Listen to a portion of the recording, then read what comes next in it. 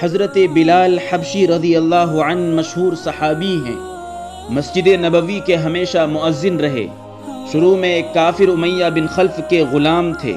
اسلام لانے کی وجہ سے امیہ بن خلف ان کو سخت گرمی میں دوپہر کے وقت تپتی ہوئی ریت پر سیدھا لٹا کر ان کے سینے پر پتھر کی بڑی چٹان رکھ دیتا تھا تاکہ وہ حرکت نہ کر سکیں، اور وہ کہتا تھا کہ اس حال میں ہی مر جا، اور اگر زندگی چاہتا ہے تو اسلام سے ہٹ جا۔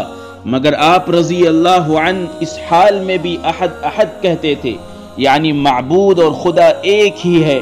رات کو زنجیروں میں باندھ کر کوڑے لگائے جاتے اور اگلے دن ان زخموں کو گرم زمین پر ڈال کر اور زیادہ زخمی کیا جاتا تاکہ بے قرار ہو کر اسلام سے پھر جائیں یا تڑپ تڑپ کر مر جائیں۔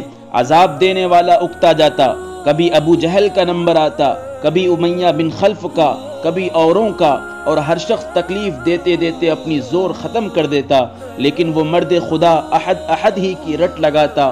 چنانچہ حضرت ابو بکر صدیق رضی اللہ عنہ نے آپ کو اس حالت میں دیکھا تو خرید کر آزاد فرما دیا۔